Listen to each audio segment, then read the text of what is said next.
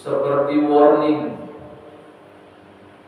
seperti peringatan dari Nabi Sallallahu Alaihi Wasallam.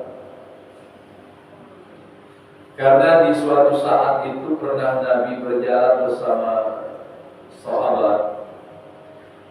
Nabi berhenti sejenak di daerah pemakaman.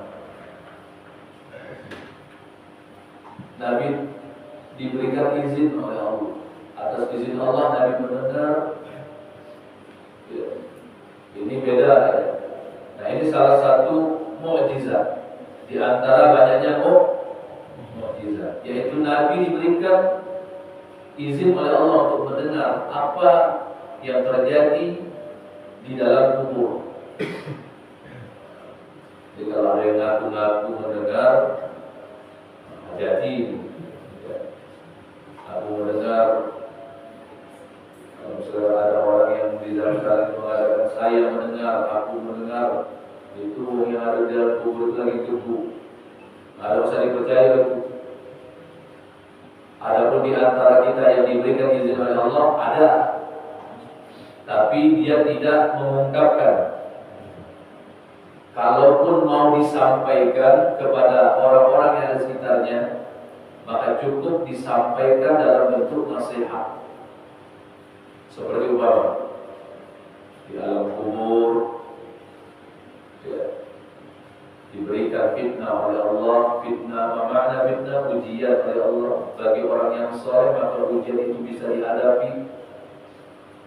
Bagi orang-orang yang durjana kepada Allah, selama hidupnya tidak melaksanakan ketaatan, maka orang tersebut tidak terlepas daripada siksa kubur. Nah, cukup sampai di situ. Cukup sampai di situ. Jadi jangan dilebihkan. Aku nengoknya, aku dengarnya ada disiksa dalam kubur. Hati-hati. Ya, sekelas level waliullah min awliyaillah, para wali Allah tidak akan mungkin memberikan informasi semacam itu. Kalaupun disampaikan, dia akan memberikan itu dalam bentuk nasihat dan tidak terlalu berlebih-lebihan. Ya. Jadi Nabi mendengar ibu apa? Singkat cerita,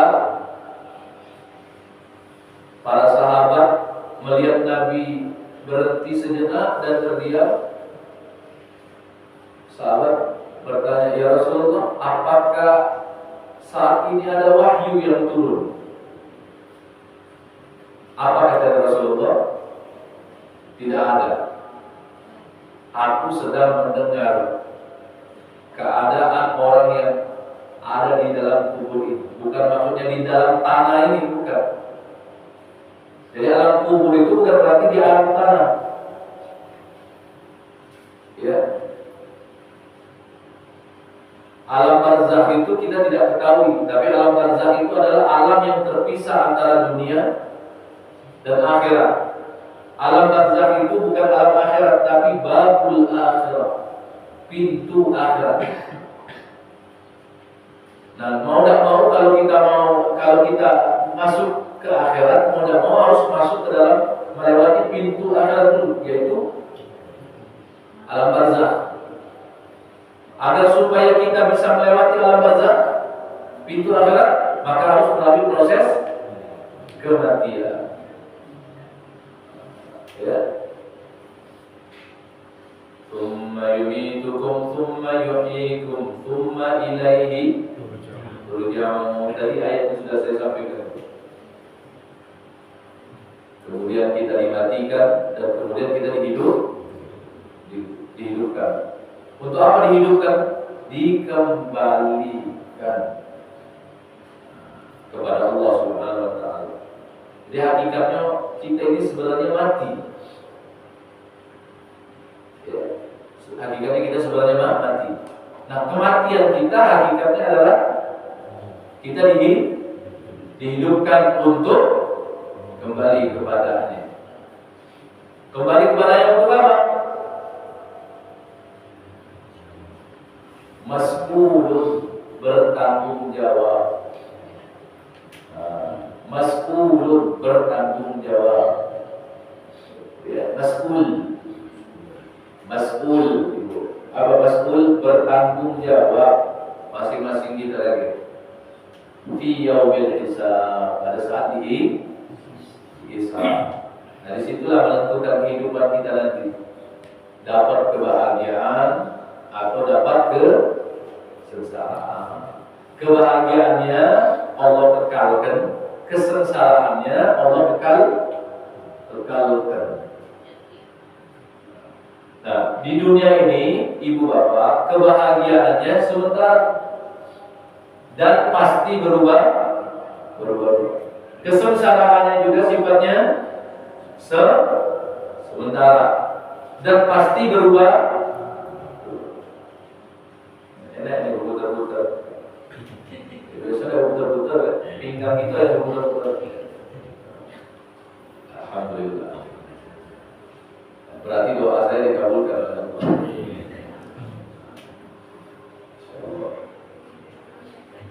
Saya tuh kalau dengan yang orang itu selagi majelis memang diperhatikan apa namanya itu fasilitasnya itu memang ini merupakan kenyamanan gitu ya. Jadi ketika kita menyampaikan bukan berarti yang selama ini tidak nyaman, bukan. Baik. Nah, jadi apa Nabi terjadi di alam kubur? Bahasa mudanya itu kalau begitu itu, wong ini lagi digebuk. Nah, apa digebuk? Nah, ini ya. Dia ini selama itu istinja enggak benar. Pertanyaan kita, kalau pakai bahasa Palembang, ya Nabi, waya. Nah, istilahnya itu ya, waya masalah istinja kok digebuk di sisa kubur. Ini bukan masalah waya, ini bukan. Gitu ya. Tahu nggak ibu? Akibat istinja tidak benar, wudhu kita pasti tidak benar. Karena kita masih membawa najis. Sedangkan syarat sah sholat harus suci dari. Nah, kalau sholat kita itu ada najis ke bawah najis atau tersambung dengan najis, maka sholat kita tidak. Hakikatnya orang ini selama hidupnya dia istinja tidak benar, akibatnya masih ada najis, maka akan berdampak kepada sholatnya. Endingnya apa kira-kira? Dia mati dalam keadaan su'ul khotimah. Kenapa? Sebenarnya asalnya bukan karena istinja saja, tapi karena sholatnya tidak sah. Maka dia termasuk orang yang tidak pernah melakukan sholat dan dianggap. Kenapa? Karena selama dia sholat membawa maka sholatnya tidak. Nah begitu Pak. Jadi jangan remehkan ini. Ya, jangan remehkan. Tapi jangan khawatir, jangan dianggap ini beban, karena solusinya pasti ada. Karena kadang-kadang kita ada ya orang-orang di antara kita yang mungkin terpaut usia,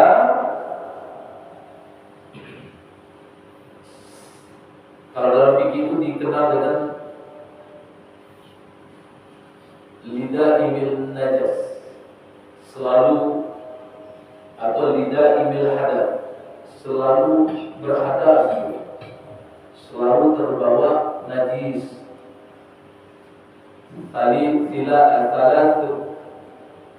Talitul baul, yang selalu beser atau beser Ibu, ngecir, tahu ngecir ya, talitul baul. Kalau habis kencing itu selalu ada bawaannya itu kayak tak keluar itu. Talitul baul atau talitul rih, yang dikit-dikit tak kentut. dikit-dikit akan betul. Nah itu ada solusinya, ada upayanya, ya, upaya pemaklumannya ada, solusinya ada. Cuma dengan syarat ketika solusinya itu sudah kita pahami, maka harus dijalani solusinya, harus dijalani. Baik, sekarang kita akan masuk ini pembahasan. Ini kita akan membahas tentang syurutu ijza, syarat-syarat istinja yang menggunakan sesuatu selain daripada air. Ya, baru nanti kita akan paham cara beristinja dengan air. Nah, cara beristinja dengan air itu gampang, Bapak Ibu sekalian, tidak perlu juga kita mesti ajarkan secara detail. Tapi kalau menggunakan sesuatu selain daripada air, itu harus hati-hati. Cara menggunakannya kalau salah, maka akan dikatakan istinjanya tidak benar. Kalau dengan air tinggal siram, apalagi kalau ada selang atau shower, itu gampang, tinggal siram, tinggal semprot. Ya. Tinggal nanti bagaimana tata cara duduk beristinja. Bapak Ibu sekalian, sebelum saya akan masuk lebih detail lagi, ini permulaannya, awalannya. Kita ini disunnahkan beristinja. Istinja itu adalah upaya pembersihan sisa-sisa najis, baik kita buang selepas buang air kecil atau selepas buang air besar. BAK, BAB. Ini upaya pengangkatan dan pembersihan sisa-sisa najis itu nih. Sunnah lazimnya secara syariat laki perempuan sama dalam keadaan duduk. Laki perempuan sama dalam keadaan duduk. Bukan berarti laki-laki nggak boleh beristinja atau buang air kecil. Kalau buang air besar nggak akan mungkin dalam keadaan berdiri. Mama ceritanya itu buang dalam keadaan berdiri. Buang air kecil ini, ya. Kalau kita cari-cari memang tidak ada ditemukan larangan. Disunnahkan istinja dari dia buang air kecil sampai istinja, laki-laki sama dengan perempuan dalam keadaan duduk. Kenapa? Ya. Nabi itu memang diberikan wahyu oleh Allah untuk mengetahui kondisi fisik apabila melakukan akan sesuatu, apabila ada dampaknya. Nah, ketika diteliti serta dipahami, atau mungkin bisa kita katakan ditelaah oleh para ahlinya, dokter dalam hal ini ya, saya ngisi kajian juga Pak di IDI itu, ya, Ikatan Dokter Indonesia, kajian fikih juga. Jadi jamaah-jamaah saya ini banyak dokter dan mereka sepakat dan tidak ada perbedaan pendapat. Orang yang kencing, buang air kecil dalam keadaan duduk, itu saluran yang tersambung dengan kantung kemih itu lebih mudah menyalurkan air kencing. Ya. Apalagi kalau laki-laki itu rentan daripada perempuan. Laki-laki itu Bapak Ibu, ya, kalau menurut dokter yang ada di rumah sakit umum yang suka ikut kajian saya itu, ya karena mau tidak mau beliau ahli di bidang itu. Saya tidak ahli dan saya bertanya supaya saya paham. Dari sisi syariat saya sampaikan begini. Maka kata beliau sepakat Ustaz, karena laki-laki itu Pak, mohon maaf ya, yang selangnya itu dia tuh agak nuki, Pak. Nah jadi dia nuki, jadi kantong kemih, ya, jadi main ini dulu, main ini dulu, Pak. Ya. Maka yang laki-laki dia rentan karena salisul baul. Kalau perempuan langsung dia, oh lagi tuh yang ngomongnya itu, iya, agak lebih pendek.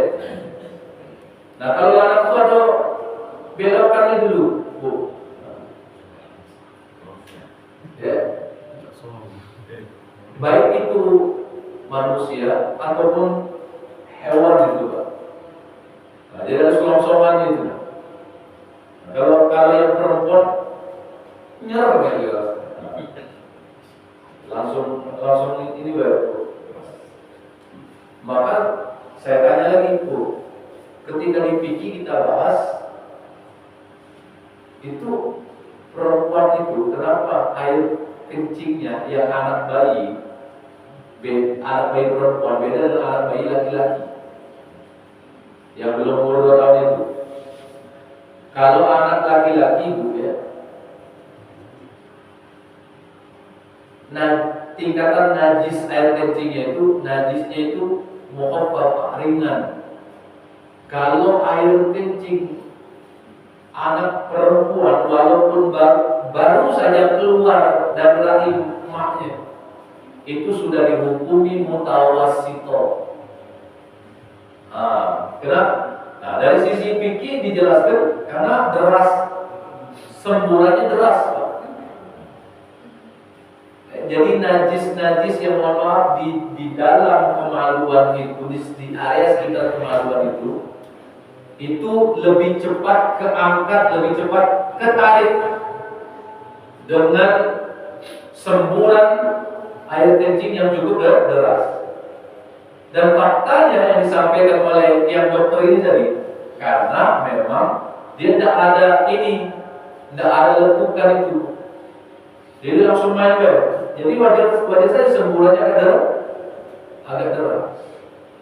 Nah ini kata saya, ajaran Islam ini secara fakta lebih logis, lebih logik. Ya, ilmu kedokteran di zaman Rasulullah yang canggih seperti ini ya belum ada. Tapi kesesuaiannya lebih logik syariat ini. Ya. Jadi Bapak Ibu sekalian yang berdoa Subhanahu wa taala, maka laki-laki itu lebih rentan, Pak. Makanya kita tetap disunahkan apalagi laki-laki dalam keadaan duduk kencing. Bukan berarti timbul larangan. Tidak dilarang laki-laki kencing itu dalam keadaan berdiri. Namun kalau dia kencingnya dalam keadaan berdiri, sisa-sisa air kencing itu lebih banyak nyangkut, tinggal di lekukan itu daripada kencing seorang laki-laki yang dalam keadaan duduk. Tapi yang jadi masalah itu, yang menghambat kita untuk melakukan buang air kecil dalam keadaan duduk beserta istinja adalah faktornya adalah perut. Yang tersinggung perutnya besar. Ya. Nah kalau tidak percaya adalah perutnya besar. Kalau dia kencing dalam keadaan duduk, ngadil ya. Ngadil. Ya. Jadi solusinya itu bagaimana? Ya banyak yang harus dia kerjakan itu. Pertama dia memperbaiki perutnya dengan cara apa? Defisit kalori dan kardio. Makanya saya itu defisit kalori terus. Olahraga. Saya tidak membicarakan masalah asupan makanan, Pak, karena itu bahasan yang lain. Ya, bahasan yang lain. Tapi intinya kalau asupan makanan kita itu selalu masuk ke dalam tubuh kita tanpa defisit kalori, tanpa adanya pergerakan untuk kardio, membuang lemak, ini akan mempengaruhi kita punya perut. Nah, perut inilah yang akan menjadi sebab pada saat kita beristimja. Makanya saya selalu menjaga perut saya, Pak. Dengan apa? Defisit kalori atau dengan kardio, olahraga. Saya ini olahraga Bapak Ibu ekstrim. Pagi olahraga, sore olahraga. Saya olahraganya ekstrim. Pagi saya kardio, jalan minimal. Kalau misalnya dari Jagabaring itu pas sampai saat ini finishnya masih di di jembatan layang Maskarebet dari Jagabaring. Kalau saya di Jagabaring, saya jalan itu sampai Maskarebet. Lumayan jauh lah. Sekitar 12 kilo. Finishnya masih di situ. Saya berusaha untuk sampai ke bandara, karena dari bandara kan enak naik kereta sampai ke Jagabaring. Belum terus. Bukan napas saya ngos-ngosan, enggak. Napas saya enggak ngos-ngosan, tapi bagian sini sama kaki tuh lecet, ya. Jadi jangan dipaksa-paksakan. Kalau sampai di Maskarebet itu tenang, itu enggak terlalu beresiko. Saya hobi. Kalau di PTC itu kalau saya jogging lari itu sanggupnya 7 keliling, maksimal ya 7 keliling. Kalau di PTC itu. Nah ini balik dari sini PTC ini, jogging itu maksimal 7 keliling, tambah 1 keliling pendinginan. Jalan. Sore harinya saya harus menyempatkan minimal 1 jam saja untuk nge-gym. Ekstrim olahraga saya, tapi asupan makanannya memang saya banyak, gitu ya. Tapi itu akan menjadi energi. Namun badan terjaga. Karena kenapa, Bapak Ibu sekalian? Saya ini selain ngajar fikih, ngajar juga Sirah Nabawi. Sirah Nabawi, Pak. Dalam kitab Sirah Nabawi itu Asy-Syama'il Al-Muhammadiyah, nama kitabnya.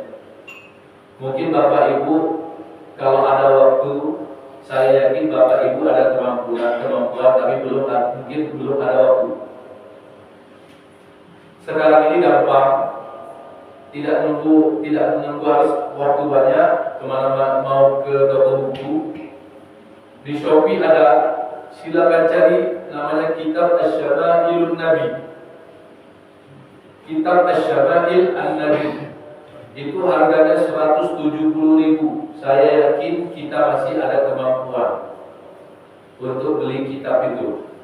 Sudah diterjemahkan, itu karya ulama yang ada di Mekah, ya, orangnya masih hidup.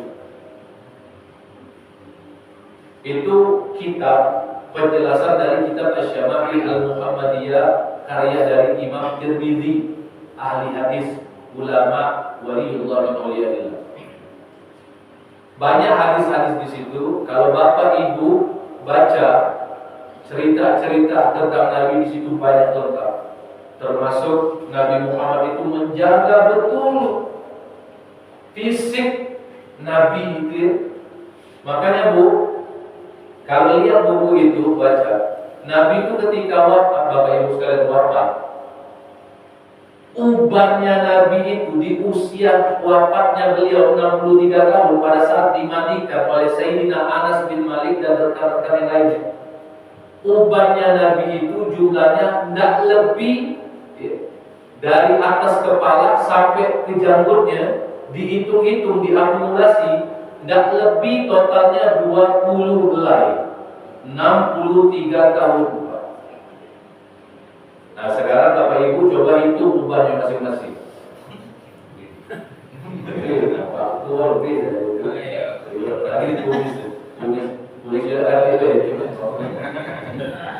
Tidak lebih dari 20 helai. Kalau tidak percaya omongan saya ini, silakan beli kitab itu. Tidak lebih dari 20 helai, Pak. Saya pikir 63 tahun. ini hari. Jadi salahnya apa? Oh, banyak faktor yang dari asupan makanannya, Pak. Makanya asupan makanan saya ini, Bapak Ibu, kalau saya terus terang saja, saya berusaha mengikuti himbauan ahli nutrisi, ahli gizi. Cuma kalau menurut orang yang hobi makan, pasti ngomongnya ujung awalnya itu pasti awalnya itu alam terlibat hidup ini hidup cuma sekali. Nah, iya kan? Saya ikuti ahli nutrisi, perbanyak protein, hindari sebisa mungkin. Kalau secara total nggak bisa, hindari sebisa mungkin yang namanya MSG. Nah, saya itu ibu, kalau di luar pasti ketemu MSG. Kalau ada pengajian, tapi kalau di rumah ibu, saya larang istri saya masak sayur itu ada MSG kecuali garam seujung sendok teh. Seujung sendok teh, garam sedikit, maka tidak terasa. Kalau masak sayur itu mau sop, tidak pakai MSG, garam sedikit. Saya total hindari gula. Kenapa? Karena tubuh kita menghasilkan gula dari karbohidrat itu. Karbohidrat dalam sehari hanya berjumlah 200 gram dalam sehari. Jadi makan nasinya itu dalam sehari itu cuma ini. Yang diperbanyak apa? Protein. Nah, telur, makanya saya sehari itu ibu jangan kaget, saya sehari itu telur itu 1 kilo. Nah, itu 1 kilo. Ya, sanggup Pak ya itu? Protein. Saya perbanyak serat. Saya perbanyak serat dan perbanyak daging. Ini cara makan lagi ini. Kenapa? Karena setelah saya mempelajari kitab ini tadi, karena kan banyak kata Syekh yang saya belajar itu,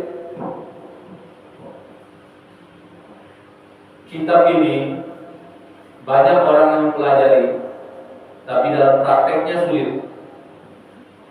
Saya penasaran gimana cara mempraktekkan itu. Oh, Nabi itu makannya itu paling banyak telur, susu, tapi susu murni, bukan susu main hari. Maka saya tidak minum susu kalau ketemu susu murni, Bu. Susu yang main hari banyak pengawetnya, campuran gula pasti jelas. Jadi repot Pak Ustaz. Bagi saya tidak, karena sudah terbiasa.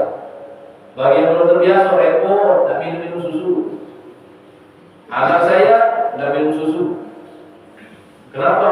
Glukosa, laktosanya, kuat di situ Pak. Gulanya berapapun miligram. Repot enggak? Karena sudah terbiasa anak saya itu jadi. Dan asupan telur. Alhamdulillah sehat, jarang sakit. Nah itu Bu. Dan kapan-kapan kita bicara itu. Karena saya itu sampai sekarang belajar itu masalah nutrisi. Belajar itu dengan teman-teman saya yang di bidang nutrisi. Jadi tidak mesti saya sekolah nutrisi, tapi saya berburu dengan orang yang ahli nutrisi itu. Ya baik. Nah istinja ini akan berpengaruh kepada perut kita. Makanya kalau kita baca kitab Syamil Muhammadiyah itu, Nabi itu Pak, fisiknya kuatnya bukan main. Seimbang dengan 30 ahli gula di masanya itu. Bapak tahu Sayyidina Hamzah, pamannya Rasulullah, dengan Sayyidina Umar bin Al-Khattab, tahu ya? Tahu dalam cerita sejarah, bukan kenal. Kalau kenal berarti Bapak pembingunnya itu. Hidup sampai banyak hari ya.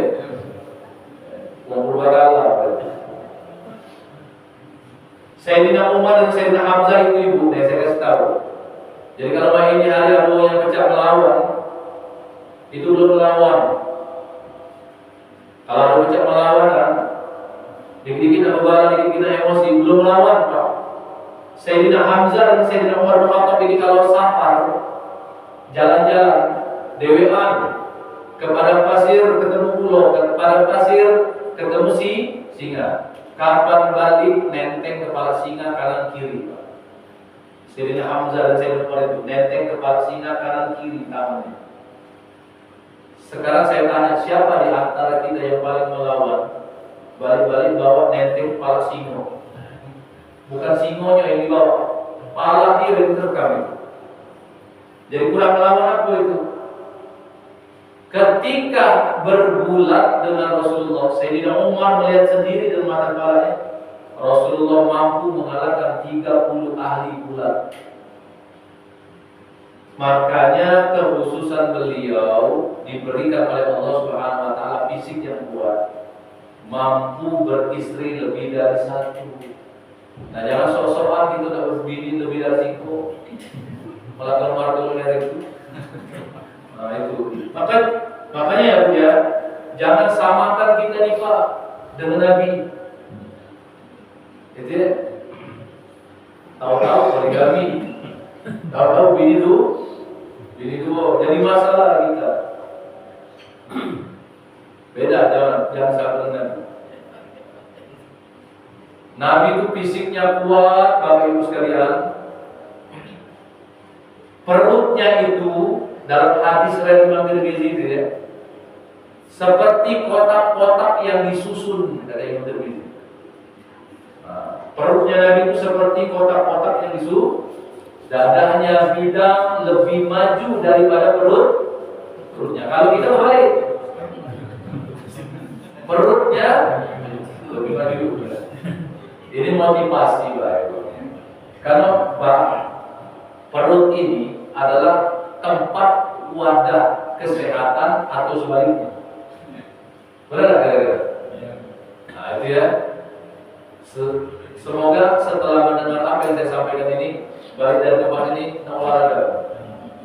Minimal 2 kali seminggu olahraga, jalan baik. Kata dokter Tirta itu, nggak usah berat-berat.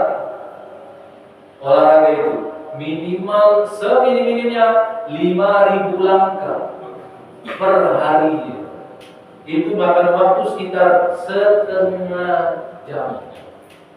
Makanya bangun subuh, balik sholat subuh, jalan.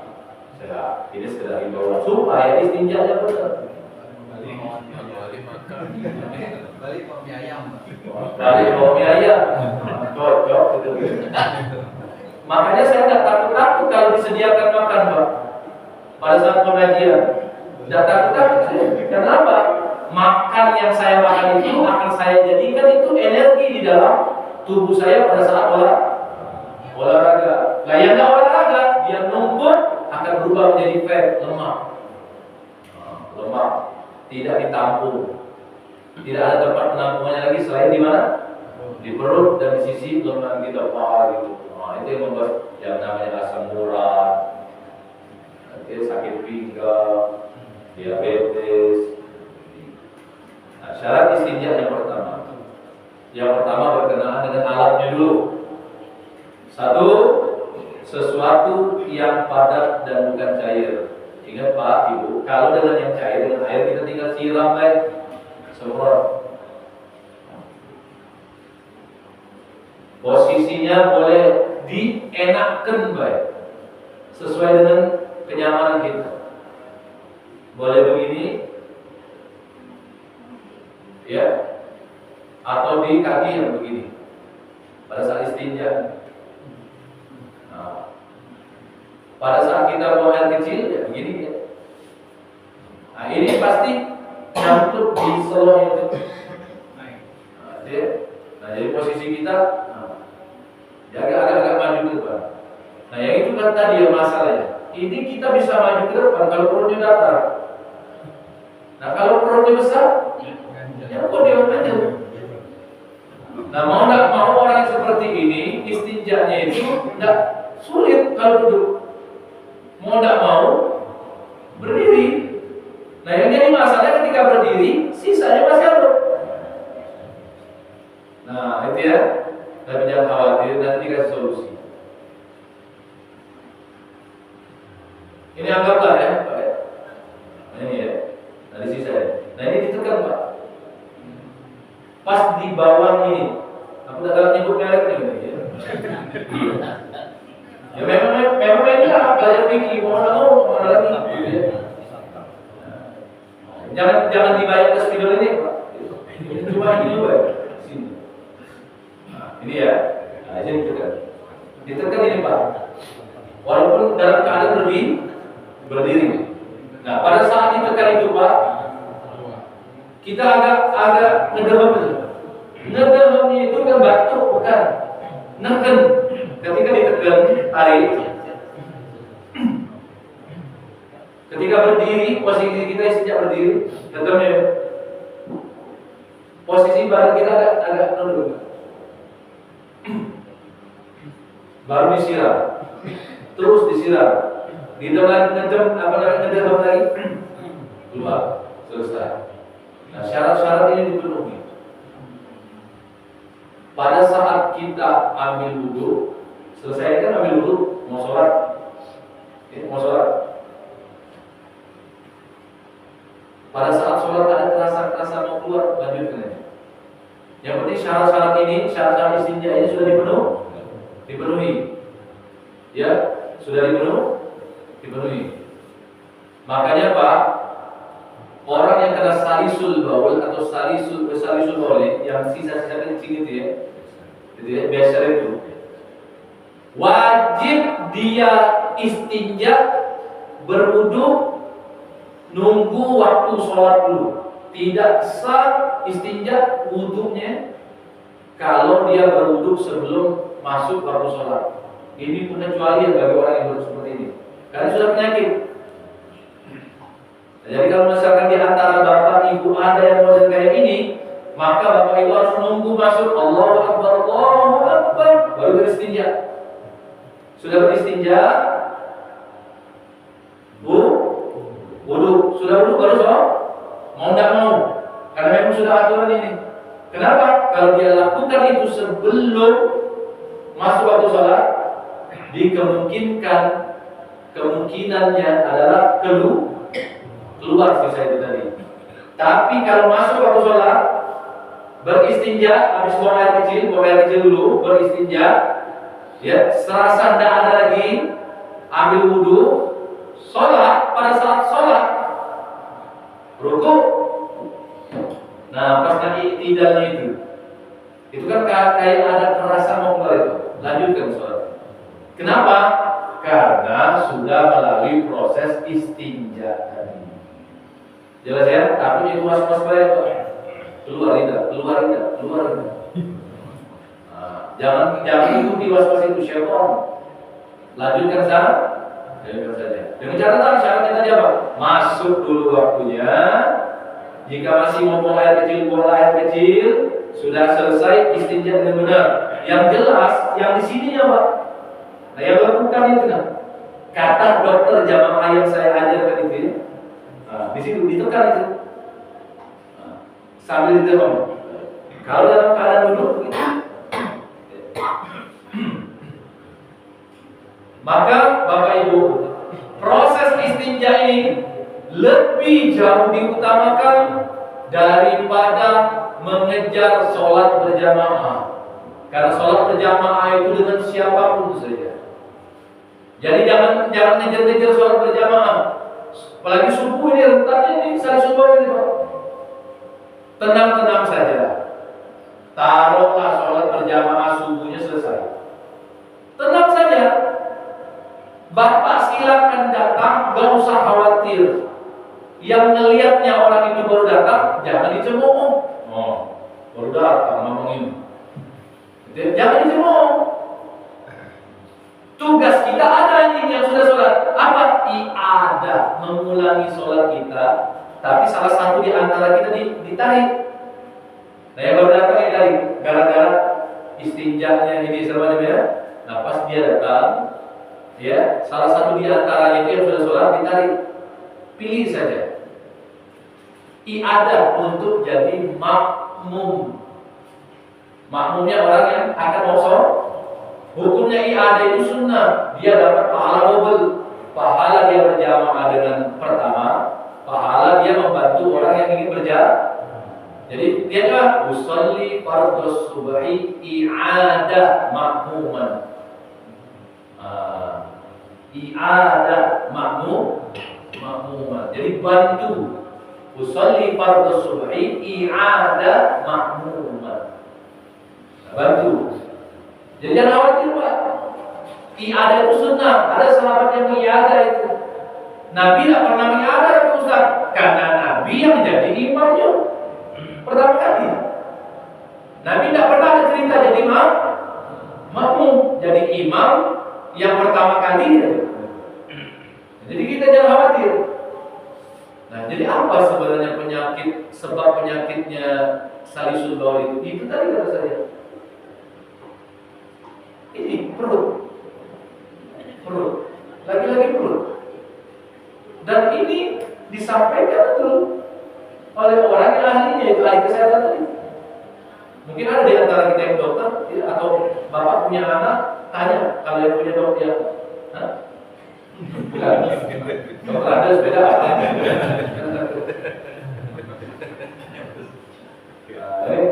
Jadi perut, mau ini faktornya Pak. Karena perut ini yang akan mengganjal kita. Jadi rata-rata orang yang kena salisul baul itu karena faktor perut. Sekali lagi saya mudah-mudahan ya, kita tergerak untuk defisit kalori dengan cara kardio. Kalau makan itu jangan ngebatin Pak. Kalau saya ngebatin, apa yang disediakan makan. Karena ngebatin juga akan mempengaruhi fisik kita. Makan sakit. Jangan pikir sakit sehat itu bukan urusan kita, urusan Allah. Tapi kita punya upaya ikhtiar. Jangan nyesel makan tadi. Apalagi disembarikan dengan kekesalan. Saya makan tapi makan itu kan jadi dan. Nah, bagaimana kalau dengan menggunakan alat selain daripada air? Maka kita harus lihat syaratnya dulu. Yang pertama berkenaan dengan alatnya. Sesuatu yang padat dan bukan cair. Begini Pak, maksudnya begini, Bapak Ibu sekalian. Kalau kita mau menggunakan alat selain daripada alat yang cair, maka kita harus menggunakan yang padat, jangan dua-duanya. Kalau mau yang padat saja, jangan pakai dua-duanya. Kalau mau yang cair, ya air tadi, air kan cair kan? Pakai air saja, ngapain mau pakai benda yang lain kalau sudah ada air? Cuma posisinya ada sebuah keadaan Bapak Ibu sekalian. Kita tidak dapati air, tapi ada benda yang lain bisa mensucikan. Bisa alat untuk beristinja itu tadi, mengangkat kotoran itu tadi. Pertama alatnya itu padat, ya, bukan cair. Kalau masih ada yang cair, silakan pakai yang cair. Kalaupun ada yang cair, bukan berarti tidak boleh menggunakan yang padat. Contoh tisu. Sesuatu yang mengangkat batu, ya, tapi batunya yang mengangkat, bukan batu-batu yang licin.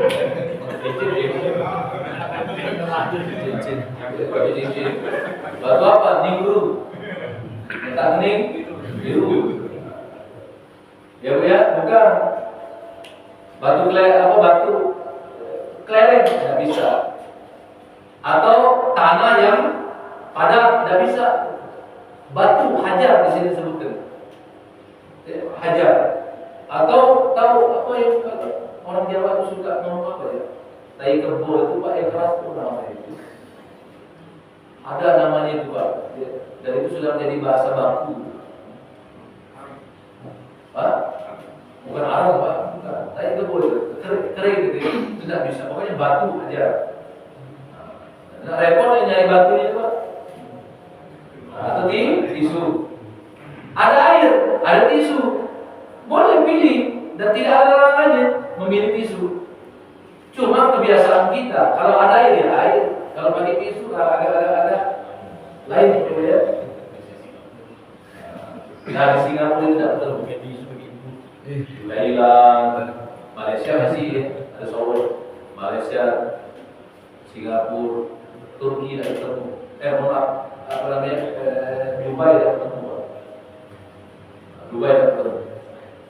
Turki ada, Dubai tidak ketemu. Kalau mungkin sudah menjadi apa namanya negara kualitas internasional ya. Kalau kita pertahankan Pak, kalau bisa ada air, ya kalau tidak ada bak, selam, shower. Nah, kalau bisa WC itu pakai shower bagus itu. Nah, shower, ya shower. Jadi untuk tidak terlalu apa namanya itu sulit untuk menggapai air itu. Kalau pakai bak kan mesti kita ini kayu. Bapak ketua ya kita ada dan pakai shower. Tidak apa-apa. Saya kalau di rumah itu Pak, kalau beristinjaknya itu saya jarang pakai kayu. Saya ambil shower. Ya. Jadi kalau istinjak salah dengan yang merokok, selesai. Dia ada handuk khusus yang saya gantung. Itu khusus apa namanya? Ngelap bagian area kemaluan itu. Jadi tidak menggunakan handuk yang khusus kita setelah mandi itu ya.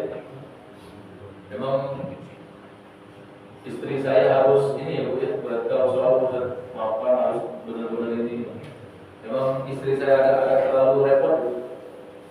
Ya.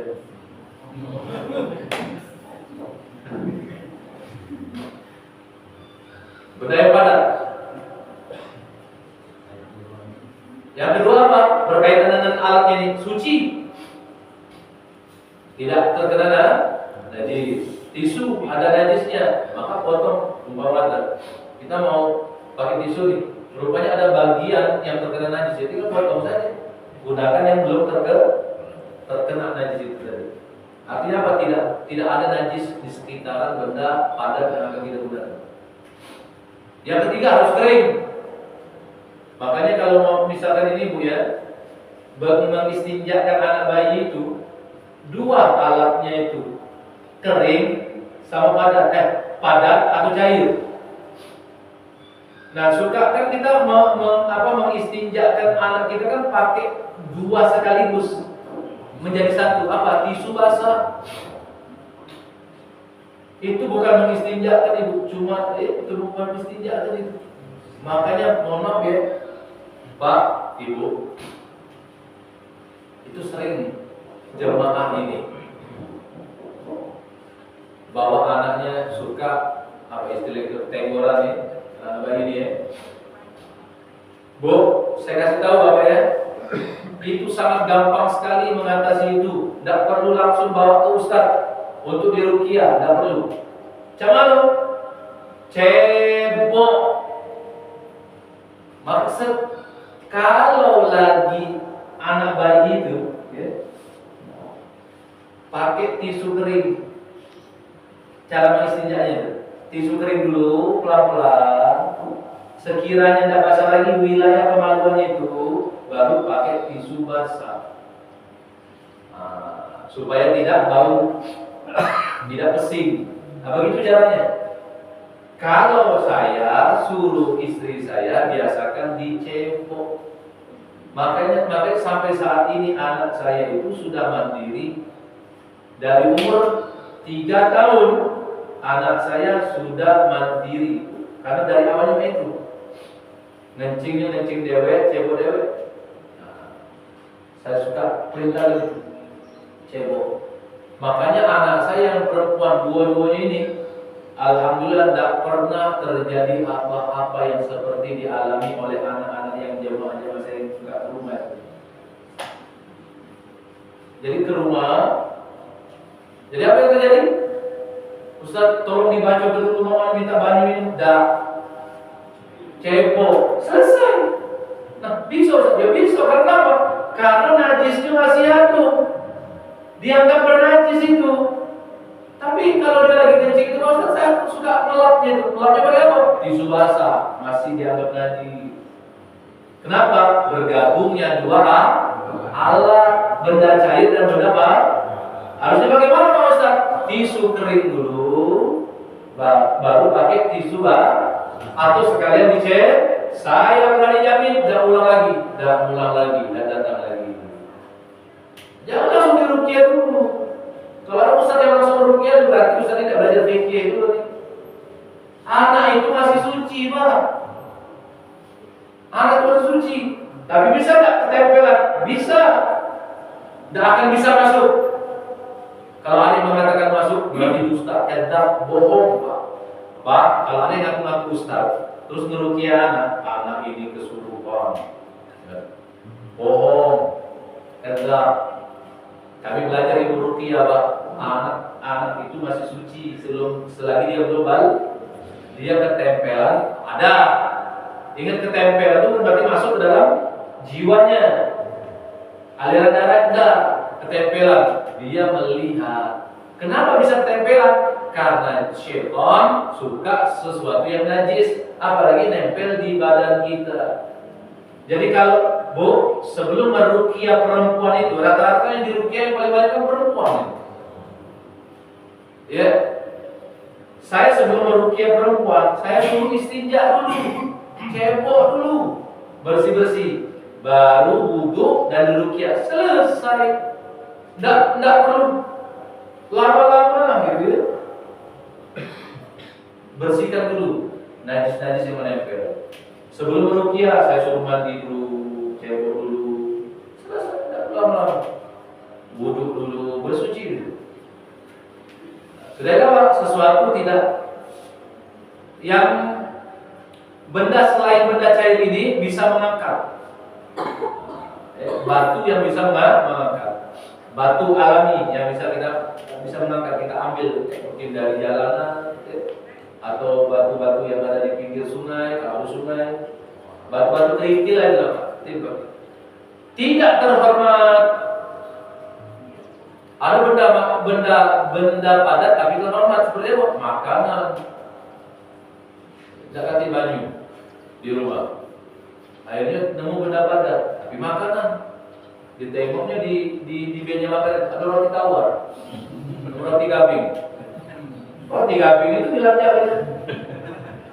Tidak baca apa? Bukan. Roti tawar, roti gabing untuk dimakan. Makanya benda terhormat. Batu itu, ya, dikatakan terhormat tidak. Kenapa? Karena tidak kita konsumsi. Maka bisa dipakai untuk beristinja. Ini berkaitan dengan bendanya, alatnya. Kalau kita menggunakan selain daripada air, nah kalau masih ada air, bukan berarti tidak boleh pakai benda padat. Tapi selama masih ada air, ya pakai air saja. Ngapain repot-repot? Tapi kita belajar ini untuk pengetahuan kita. Yang kedua, berkenaan dengan caranya. Dengan caranya, ada air, tapi caranya salah, tidak dianggap beristinja. Bagaimana caranya? Minimal kalau nyiram 3 kali. Seminim-minimnya. Kalau pakai air nyiramnya 3 kali. Minimal. Nyiramnya 3 kali. Nyiram. Bukan 3 gayung, bukan 3 kali nyiram. 1 gayung kita bisa buat 3 kali nyiram.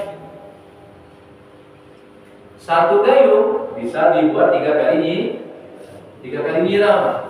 Bukan nyiramnya dengan 3 kali gayung. Bukan. Ya, minimal dengan 3 kali. Tapi beda halnya kalau pakai selang yang mancur, yang nyemprot. Kalau nyemprot, tidak usah Bapak hitung. Strot.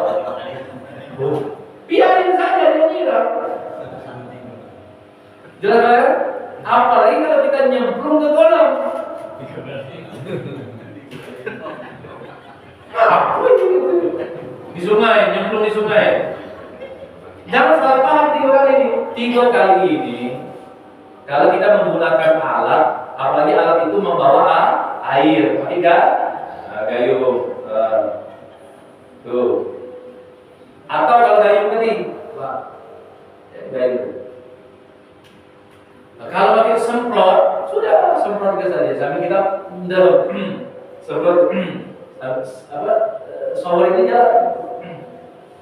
Mungkin kita akan mengatur apa namanya volume air yang keluarnya itu tadi. Agak dihematkan dikit. Kira-kira volume air itu kita gunakan seukuran apa? Seukuran gayung itu tadi. Jadi cuma dia dalam tetap terkadang nggak mengalir. Nah, gitu ya. Tapi kalau di kolam, di sungai, nggak usah mikir-mikir, biar telah apa di situ dia. Nah, itu ya. Kalau kurang dari 3 kali tidak dianggap istinja. 3 kali, termasuklah pakai alat ini Pak. Tisu nih, 1, 2, 3. Tisu diambil, dilipat. Ini 1 tisu, tapi bisa nggak dibuat 3 kali? Bisa. Sisi sini, ya, sisi sini. Atau 1 tisu, 1 lembar. Sampai benar-benar kita yakini dia tidak netes lagi. Kalau masih netesnya, misalkan 3 kali nih Pak. 3 nih, 1 ngangkat, masih netes, pas dideham kan, ambil lagi 1, gini Pak ya, umpama saya bisa memperagakannya cuma dengan alat inilah. Nah itu ya, Bu ya, dideham, ambil 3, 2, 3. Rupanya ketika setelah 3 kali, itu 3 kali masih keluar netes, maka ambil lagi 1 sampai benar-benar. Tapi kan bilangannya 4 ganjil, genap. Biar jadi ganjil, ambil 1 lagi di 5. Selesai. Nah, ini kalau menggunakan alat selain air, baru kita ambil wudhu. Tapi kalau dengan air tadi, pokoknya kita yakini dia tidak netes lagi. Tapi jangan ragu, jangan was-was. Ada tetesan air kencing yang diyakini, ada tetesan sisa-sisa air yang kita semprot tadi, yang kita siram tadi. Nah itu jangan dibuat was-was. Pokoknya kalau kita rasa-rasa itu tidak ada lagi, sudah selesai istinjanya, baru berwudu. Minimal 3 sampai bersih. Ya. Yang ketiga, berkenaan dengan tempat yang dibersihkan. Nah, yang bagian mana yang diistinjakan itu? Bagian, mohon maaf, dari ujung sini Pak sampai ke bawah. Ini yang diistinjakan. Nah, kalau perempuan itu sekitaran itulah, sewilayah itu. Ya, saya tidak bisa mengilustrasikan dan tidak bisa mencontohkan alat. Nah, ini mau tidak mau ini Bu ya, Pak, dari ujung sini sampai sini. Nah, kalau dia kececer kemana-mana, nah itu tidak bisa diistinjakan dengan alat selain air. Mau tidak mau pakai air pula. Dia bisa diangkat tapi tidak diangkat contoh kececer di paha, air kencing tadi. Ini bisa dikatakan diangkat tapi tidak bisa dikatakan istinja. Itulah kekurangan daripada alat istinja selain daripada air. Kekurangannya di situ. Tapi kalau air enak, tinggal sapu saja, tinggal siram saja dengan air. Makanya diusahakan kalau kita beristinja itu dengan air, karena air itu amankan ke dalam beristinja. Tapi kalau menggunakan selain daripada air, kita harus mengkondisikan bagaimana caranya ketika kita buang air kecil itu tidak sampai kemana-mana. Termasuk buang air besar. Nah, kalau buang air besar bisa saya ilustrasikan karena sama kalau ini. Nah ini ya, buang air besar ini, itu lingkaran mataharinya Pak. Nah, matahari. Jangan sebut mereknya. Nah di situ. Nah kalau sudah kececer kemana-mana, ke kaki, ke betis, dan tahu dia pacak kececer. Ya kalau sudah kececer kayak itu sampai ke betis. Lalos.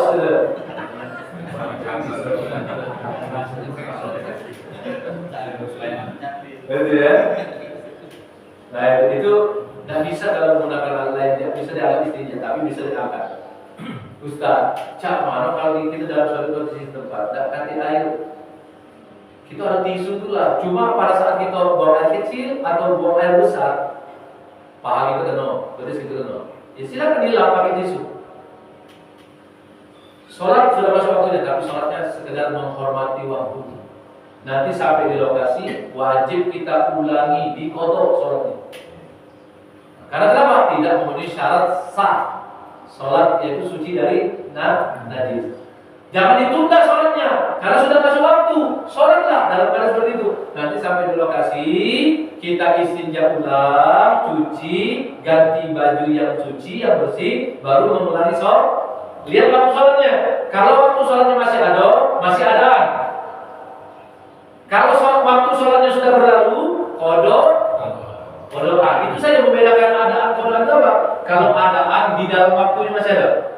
Kalau kodokan sudah keluar dari waktu. Jelas Bapak Ibu ya? Nah, jadi jangan ditunda sholatnya gara-gara tadi. Nah, baca ini tidak suci. Tapi bukan berarti tidak diangkat yang kecil-kecil itu tadi. Harus diangkat, kalau tidak angkat bau. Diangkatlah pakai tisu. Tapi tidak bisa disebut dengan istinja. Berarti dalam keadaan apa? Tidak suci dari najis.